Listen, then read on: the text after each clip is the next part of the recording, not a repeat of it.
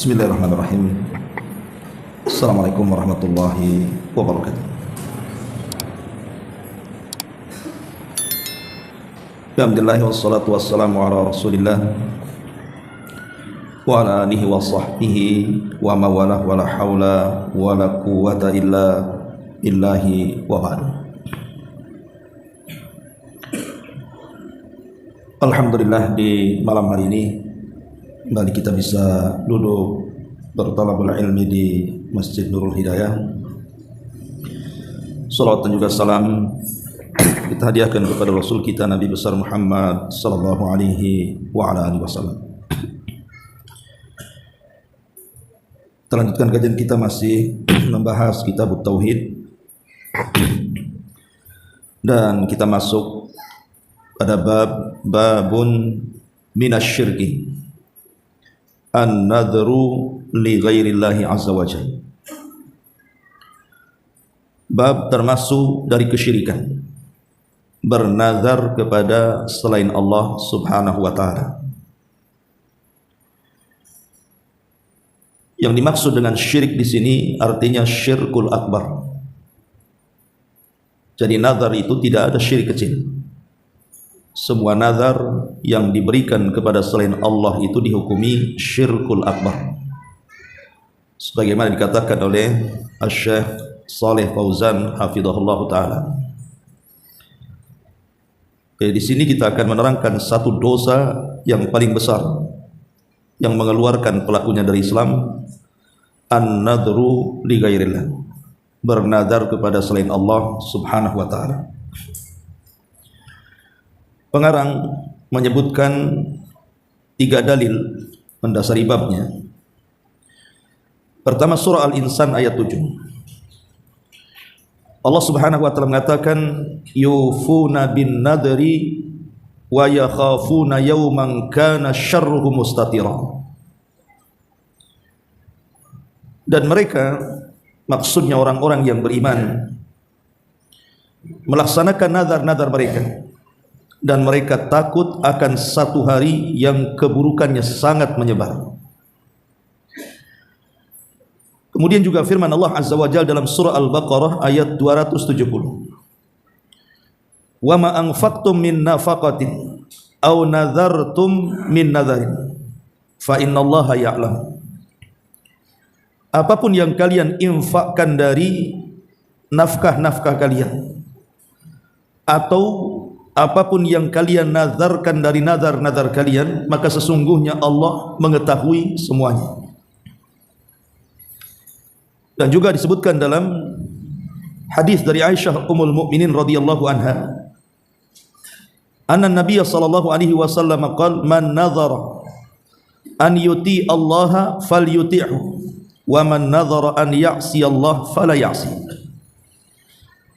Barang siapa yang bernazar dalam rangka mentaati Allah, maka taatilah. Dan barang siapa yang bernazar dalam rangka bermaksiat kepada Allah, maka jangan pernah bermaksiat kepada Allah. Ma'asyiral muslimin wal muslimat rahimakumullah.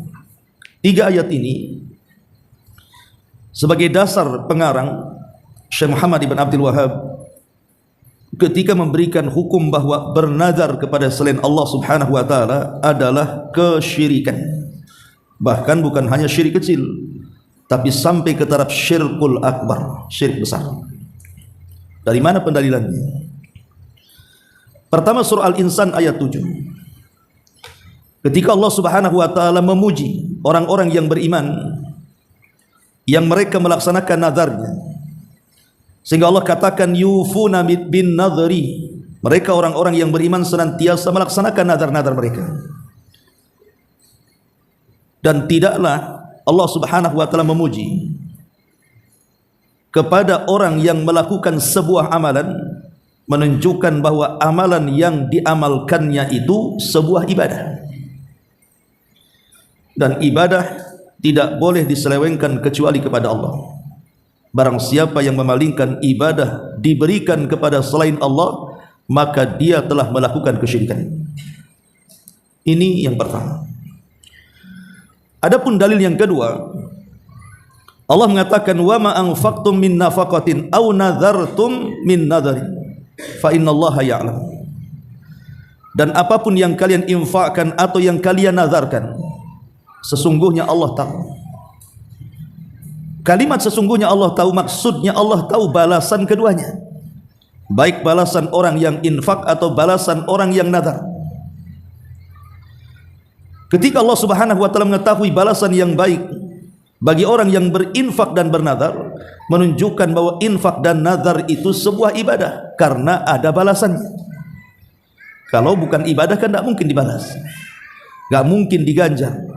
Ketika sebuah amalan itu ada balasannya, berarti amalan itu sebuah ibadah. Lah begitu juga nazar. Ketika nazar ini ada balasannya di hadapan Allah Subhanahu wa taala dan Allah tahu, maka nazar itu dinyatakan ibadah. Dan kaidahnya sudah saya sebutkan di awal, siapapun yang memalingkan sebuah ibadah yang sudah jelas itu sebuah ibadah, maka hukumnya memalingkan kepada selain Allah adalah kesyirikan. Ini pendalilan yang kedua dari dalil yang kedua. Adapun pendalilan yang ketiga dari hadis Nabi sallallahu alaihi wasallam, Nabi sallallahu alaihi wasallam mengatakan, man nadhara an yuti Allah falyuti'hu.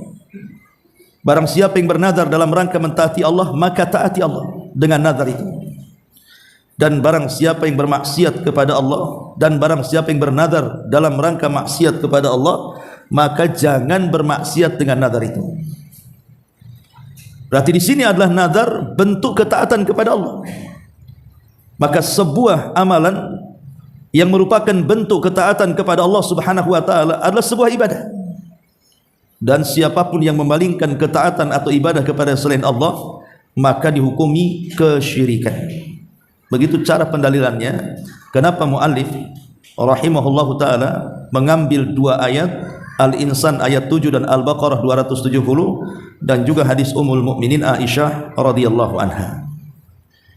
Baik, kita akan kembangkan persoalan nazar ini. Ma'asyiral muslimin yang dimuliakan Allah Subhanahu wa taala, nazar ini secara bahasa artinya al-ijab, mewajibkan. Adapun secara istilah adalah ijabul mar'i fi'lal birri ala nafsi. Seseorang mewajibkan perbuatan-perbuatan baik terhadap dirinya, padahal sesuatu itu tidak diwajibkan Allah kepadanya.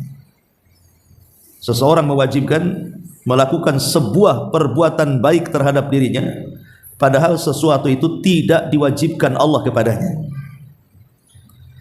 Seperti orang bernazar untuk berpuasa Senin Kamis.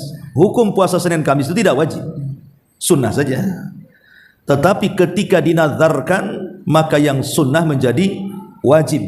Itulah seseorang mewajibkan melakukan perbuatan baik terhadap dirinya, padahal sesuatu itu tidak diwajibkan kepadanya. Itulah disebut nazar artinya. Ma'asyiral muslimin yang dimuliakan Allah Subhanahu wa taala, yang menjadi masalah adalah tentang hukumnya. Hukum nazar itu apa? Ma'asyiral muslimin yang menjadi polemik para ulama tentang hukum nazar ini. Karena kita tahu bahwa sebagian para ulama berselisih pendapat tentang permulaan orang yang bernazar. Tentang permulaan orang yang bernazar. Ada yang mengatakan hukum nazar itu makruh, dan itu hampir pendapat kebanyakan ulama. Mengatakan bahwa hukum nazar itu adalah makruh. Adapun sebagian ulama yang lain mengatakan tidak. Bahkan bukan hanya sekedar makruh, tetapi lebih daripada makruh, haram hukumnya. Bernazar itu haram hukumnya di permulaannya.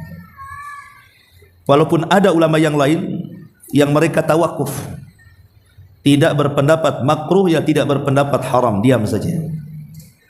Tapi kebanyakan para ulama mengatakan makruh. Kenapa dimakruhkan? Ma'asyiral muslimin yang dimuliakan Allah Subhanahu wa taala, kan ada hadis. Pertama dari Ibnu Umar radhiyallahu anhuma, Nabi sallallahu alaihi wasallam bersabda, "Annahu naha anin nadhri." Nabi sallallahu alaihi wasallam melarang tidak boleh seseorang itu bernazar. Qala, kemudian Rasul mengatakan, innahu la ya'ti bi khairin, karena nazar itu tidak mendatangkan kebaikan sama sekali. Wa inna ma yustakhraju bihi minal bakhil, karena kebanyakan orang nazar itu bersumber dari orang-orang bakhil. Contoh umpamanya, kalau seandainya orang tuaku sembuh dari penyakit, maka aku akan bersedekah kepada anak-anak yatim. Allah takdirkan tak sembuh, sedekah enggak dia? Artinya sedekahnya itu kalau sembuh. Berarti kalau tidak sembuh tidak bersedekah kan? Lah di situ letak bakhilnya. Kemudian juga hadis yang kedua, hadis dari Abu Hurairah radhiyallahu an. Nabi sallallahu alaihi wasallam mengatakan, la tanzir atau la tanzuru fa inna an-nadhra la yughni minal qadari syai'an wa inna ma yustakhraju bihi minal bakhil. Jangan kalian pernah nazar, karena nazar itu tidak mungkin merubah takdir sedikit pun. Karena nazar itu tidaklah keluar kecuali dari orang bakhil. Ma'asyiral muslimin yang dimuliakan Allah Subhanahu wa taala, dari sini kita tahu kenapa nazar itu hukumnya makruh bahkan sampai ke tingkat haram. Pertama, karena kebanyakan orang yang nazar, kalaupun dipenuhi nazarnya, rata-rata mereka tidak bisa melaksanakannya. Dan itu banyak terjadi. Ustaz, saya dulu pernah bernazar ingin begini-begini. Apa yang dihajatkannya Allah penuhi, tapi giliran dia kemudian melaksanakan nazarnya tidak terlaksana tuh. Contoh umpamanya, dia mengatakan, ya Allah, kalau aku sembuh dari sakitku, maka aku akan membeli seekor sapi, kemudian aku akan sedekahkan kepada fuqara wal masakin. Allah takdirkan sembuh penyakitnya, sudah sembuh lupa sama sapinya. Kebanyakan seperti itu, entah karena tak ada duit, entah karena berat. Tapi kebanyakan orang yang nazar itu tidak dilaksanakan nazarnya. Ini yang pertama. Yang kedua, biasanya ada penyesalan setelah nazar itu. Kenapa aku dulu nazar? Coba aku tidak nazar, kan tidak berat juga untuk melaksanakan nazar ini. Timbul penyesalan. Kemudian yang ketiga, sebenarnya nazar itu berat bagi dia, tapi dia paksakan. Buktinya tadi, banyak orang yang habis nazar menyesal, dan banyak orang yang habis nazar tidak dilaksanakan nazarnya. Kemudian yang keempat, dia sudah qillatul adab, kurang adab dengan Allah Subhanahu wa taala. Seolah-olah Allah Subhanahu wa taala memberikan karunia kepada dia itu kalau ada barter dari kita. Seolah-olah Allah berhajat dengan kita. Allah tidak berhajat dengan kita sama sekali. Karena Nabi SAW yang mengatakan dalam hadis qudsi itu, ya ibadi, law anna awwalakum wa akhirakum wa insakum wa jinnakum qamu fi sa'idin wahidin fasa'aluni fa'a'taitu kulla insanin mas'alatahu ma naqasa dhalika mimma indi illa kama yanqusul mihyad idza udkhilal bahr. Wahai hambaku, kalau seandainya orang yang awal-awal kalian, orang yang akhir-akhir kalian, manusia dan jinnya dari kalangan kalian, mereka berdiri di satu tempat tanah lapang yang luas, kemudian masing-masing mereka meminta pada setiap masalah yang mereka hadapi, maka Allah akan berikan setiap permintaan mereka dan tidak mengurangi apapun yang ada di sisi Allah, kecuali seperti jarum yang ditenggelamkan di lautan kemudian diangkat, maka di ujungnya ada tetesan air. Setetes itulah cukup untuk Allah membagi-bagikan semua permintaan makhluknya. Jadi bagaimana mungkin kemudian Allah Subhanahu wa taala akan berbarter dengan kita? Ini namanya suudzon, berburuk sangka, dan qillatul adab, jeleknya adab kita dengan Allah Subhanahu wa taala. Kemudian juga yang lebih daripada itu, nazar itu tidak merubah takdir.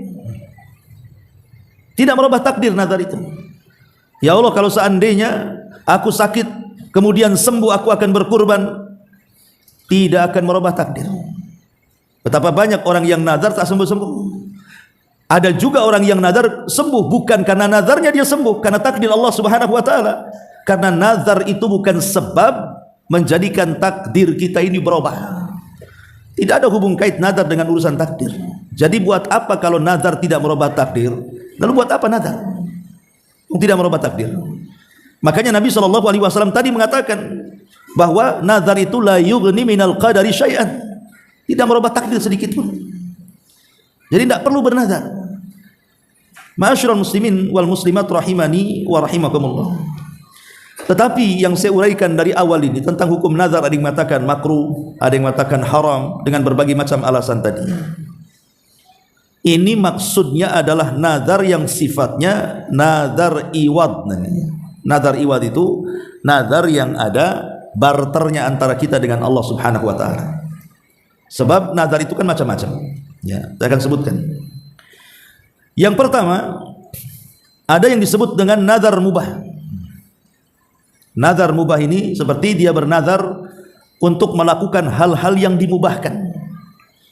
Ya Allah, aku bernazar akan membeli pakaian warna ini, warna itu, bentuknya begini, bentuknya begitu. Selama tidak bertentangan dengan syariah, mubah-mubah saja. Lah nazar mubah ini kalau dilaksanakan ya tidak ada masalah, tidak dilaksanakan pun tidak ada masalah, tapi dia harus bayar kafarah. Namanya kafarah sumpah. Apa kafarah sumpah? Dia harus melaksanakan puasa 3 hari atau memberi makan atau pakaian kepada 10 orang fakir miskin. Itu disebut kafarah sumpah. Nanti saya sebutkan ayatnya. Kemudian yang kedua ada namanya nazar mutlak. Nazar mutlak itu tidak disebutkan objeknya. Dia yang mengatakan lillahi alayya nadhrun, saya akan bernazar ya Allah. Tapi tidak disebutkan objeknya, nazar apa? Cuma ngomong begitu saja. Maka kalau sifatnya nazar mutlak ini, karena dia tidak tahu objeknya apa, maka dia harus bayar kafarah. Kafarah sumpah.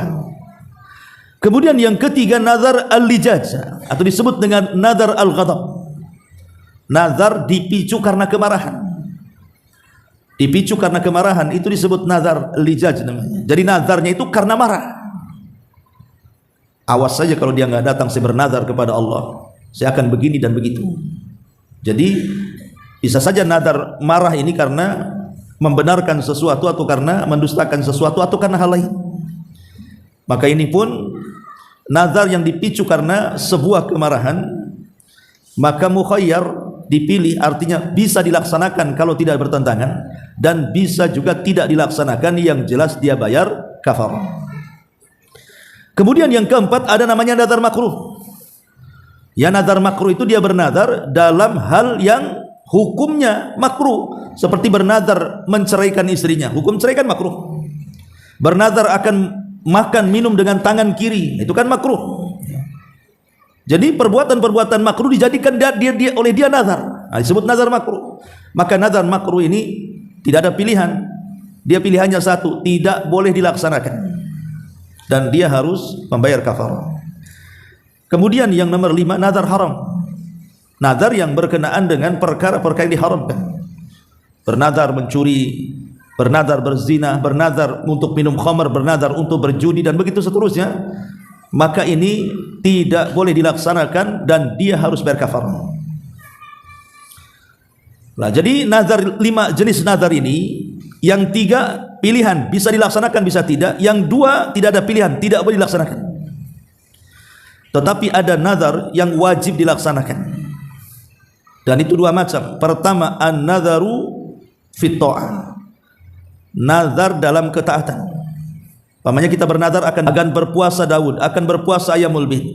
Saya bernazar untuk salat, saya bernazar untuk sedekah, untuk perkara-perkara kebaikan, wakaf dan yang semacamnya. Maka nazar dalam ketaatan wajib dilaksanakan. Kemudian yang terakhir itulah nazar iwad yang tadi saya sebutkan. Nazar iwad ini nazar dalam bentuk barter. Kalau saya sembuh, kalau saya sukses, kalau saya bisa mendapatkan ini, maka saya akan bernazar ini dan itu. Inilah yang tadi saya sebutkan hukumnya. Ada yang mengatakan haram, ada yang mengatakan makruh, ada yang tawakuf. Tapi kalau sudah terjadi wajib dilaksanakan nazarnya. Kalau sudah terjadi, pamannya betul-betul sembuh penyakitnya, kan sudah terjadi tuh, laksanakan nazar. Pamannya bernazar kalau anaknya lulus, betul-betul lulus, laksanakan nazar. Artinya nazar iwad ini memang hukum awalnya bisa makruh atau haram, tapi hukum akhirnya jadi wajib. Karena baik nazar iwad ataupun nazar taat itu sama-sama ibadah masalahnya. Sama-sama meyakini tentang bahwa Allah Subhanahu wa taala itulah yang berikan karunia kepada dia, makanya wajib untuk dilaksanakan. Tapi kalau tidak ada iwad, tidak ada embel-embelnya, ya saya bernazar saja. Kalau pas waktu luang saya bernazar, ya Allah saya ingin berpuasa Senin Kamis. Nah, ini wajib, inilah nazar yang seperti ini yang dipuji dalam Quran. Jadi gak ada embel-embel sama sekali. Dia nazar gitu saja untuk melaksanakan ketaatan. Nah, itulah yang disebut dengan nazar yang kita baca ayatnya di awal, yufuna bin nadri. Di antara sifat-sifat orang yang beriman adalah mereka melaksanakan nazarnya. Ma'asyiral muslimin yang dimuliakan Allah Subhanahu wa taala. Adapun di sini pengarang rahimahullahu taala membuat bab tentang sebelum kita masuk di sini, kita akan menjelaskan tentang syarat nazar dulu. Apa syarat-syarat nazar dulu?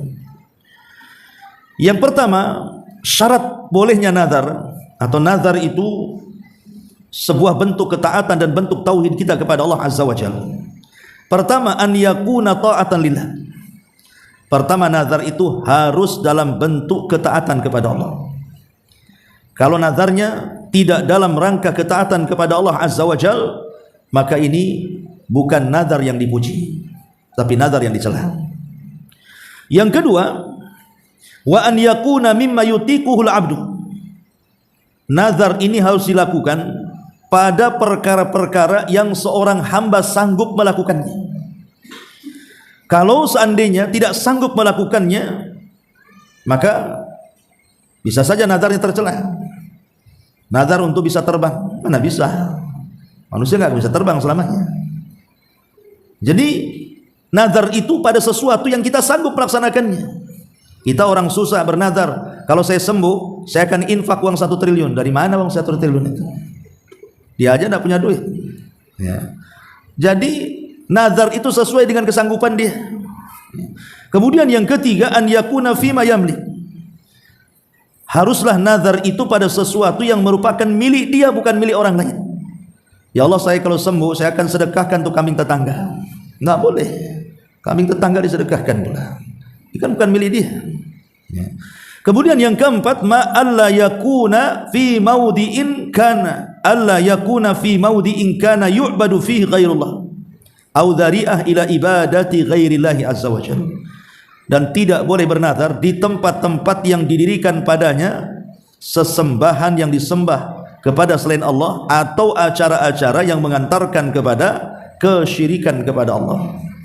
Seperti bab sebelumnya, ketika ada seseorang yang datang kepada Nabi SAW, Rasul, saya sudah bernazar ingin menyembelih seekor unta di satu tempat namanya Buana. Maka Rasul bertanya 2 hal.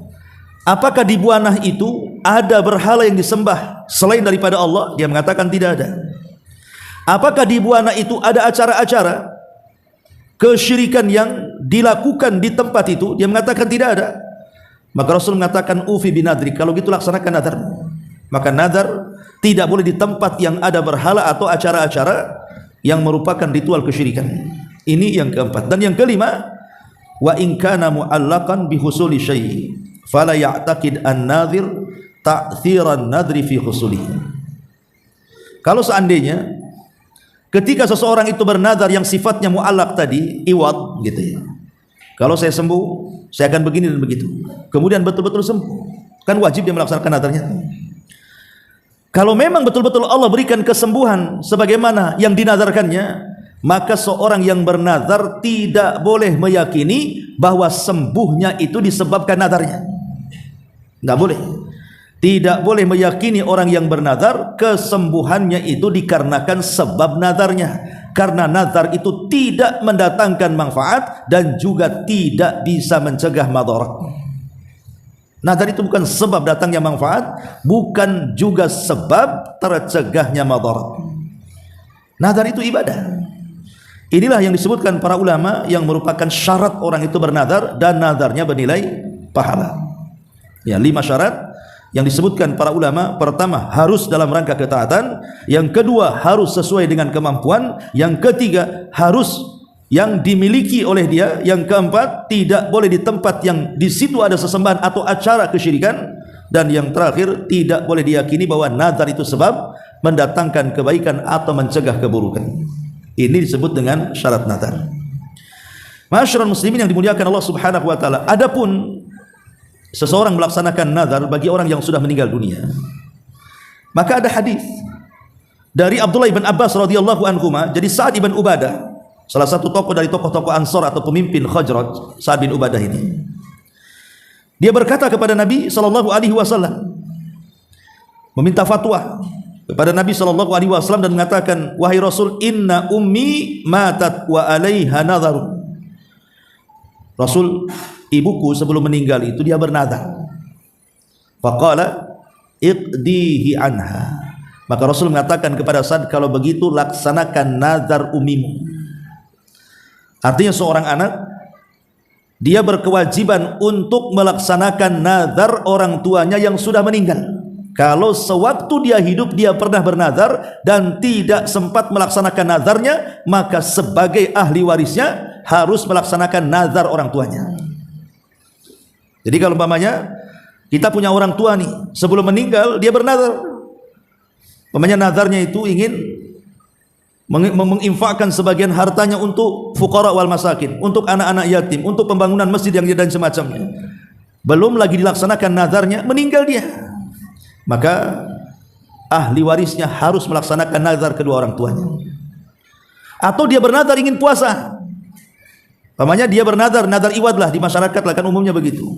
Kalau dia sembuh dari penyakitnya, maka dia akan puasa Senin Kamis selama sebulan. Akhirnya sembuh penyakitnya.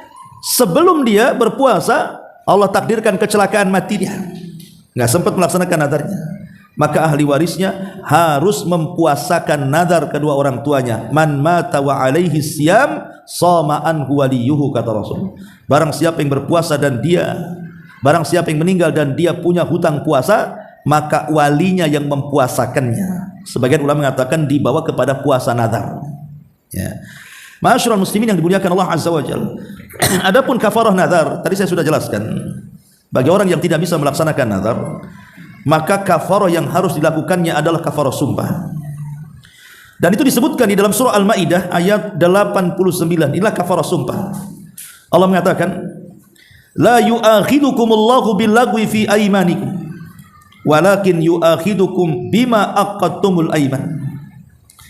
Fakafaratuhu it'amu asyarati masakin min awsati ma tut'imuna ahlikum aw kiswatuhum aw tahriru raqabatin wa man lam yajid fasyamu thalathati ayyam dzalika kafaratu aymanikum idza halaftum wahfadhu aymanakum kadzalika yubayyinullahu lakum ayati la'allakum tashkurun.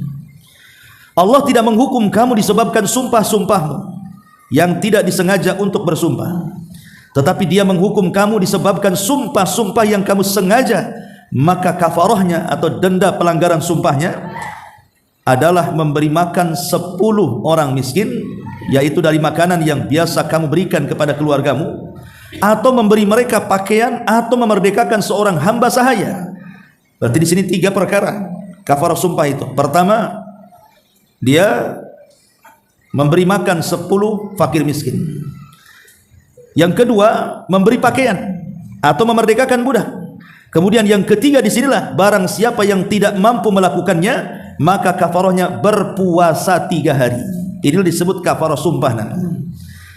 Lah kafarah sumpah dengan kafarah nazar sama, karena nazar ini juga bagian daripada sumpah. Makanya kalau orang tidak bisa melaksanakan nazarnya, maka dia harus membayar denda kafarahnya. Berupa 1, berpuasa 3 hari berturut-turut, itu yang paling rendah. Atau di atas itu, kemudian dia memerdekakan budak, atau boleh jadi memberikan pakaian dan makanan kepada 10 orang fakir miskin. Ma'asyiral muslimin yang dimuliakan Allah Subhanahu wa taala.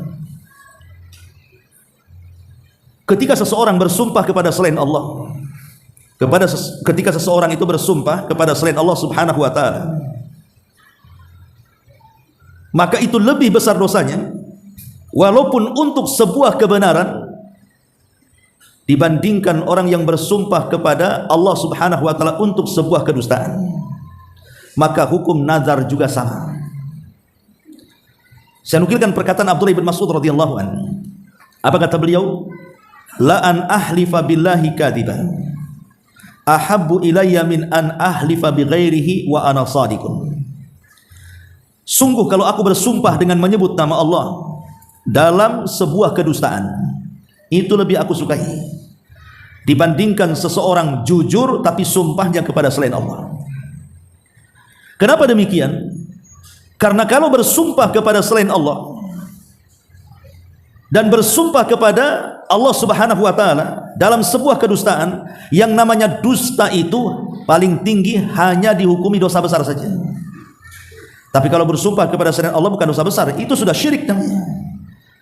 Makanya kemudian bersumpah kepada selain Allah untuk kedustaan lebih besar dosanya dibandingkan bersumpah kepada selain Allah untuk kejujuran. Karena bersumpah kepada selain Allah untuk kejujuran, walaupun dia jujur tapi dia membawa dosa kesyirikan. Bersumpah kepada selain Allah. Tapi yang satunya dia memang bersumpah kepada Allah Subhanahu wa taala tapi berdusta, berarti yang dibawa dosa dustanya saja. Yang satu dosa syiriknya.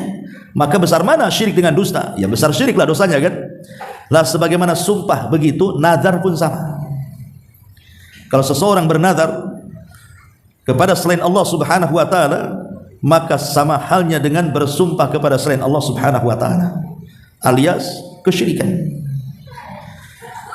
Ma'asyiral muslimin, di dalam hadis Ummul Mukminin Aisyah yang kita baca tadi, ketika Nabi SAW mengatakan, man nadhara an yuti Allah falyuti'hu wa man nadhara an ya'si Allah fala ya'si. Barang siapa yang bernazar dalam rangka mentaati Allah, maka bernazarlah, dan barang siapa yang bernazar dalam rangka bermaksiat kepada Allah, maka jangan bermaksiat. Ada beberapa kisah nazar di zaman salaf. Pertama dari Abdullah bin Abbas radhiyallahu anhuma. Jadi satu hari Nabi sallallahu alaihi wasallam sedang berkhutbah. Bainama Nabi sallallahu alaihi wasallam yakhutub idza huwa birajulin qa'im. Jadi saat Rasul berkhutbah, Rasul dari mimbar itu memandang di luar sana ada orang yang berdiri. Berdiri di tengah-tengah matahari yang sangat menyengat di atas kepalanya. Fasa'ala anhu. Maka Rasul bertanya soal orang yang berdiri di tengah lapang itu. Faqalu, maka orang-orang mengatakan Abu Israil. Rasul itu namanya Abu Israil, kunyah daripada orang itu. Ada yang mengatakan namanya Yasir, kunyahnya Abu Israil. Dia adalah bernazar, ya Rasulullah, an yakuma fi syamsi wala yaqud wala yastadil wala yatakallam wa yasub. Kata orang ini mengatakan, ya Rasul, dia habis nazar itu. Pertama nazar dia ingin berdiri di atas matahari, jadi sejajar kepalanya dengan matahari. Dan dia bernazar tidak akan duduk dan ingin berdiri. Dan dia bernazar tidak akan ada naungan di atas kepalanya, maknanya dia dengan matahari tidak ada penghalang. Dan dia bernazar untuk tidak bicara, dan dia bernazar untuk berpuasa. Maka Nabi SAW mengatakan, muruhu falyatakallam wal yastadhil wal yaqud wal yutimma saumahu. Kalau gitu perintahkan dia bicara, kemudian cari naungan, kemudian duduk, tapi sempurnakan puasanya. Lihat bagaimana Nabi memisah di sini.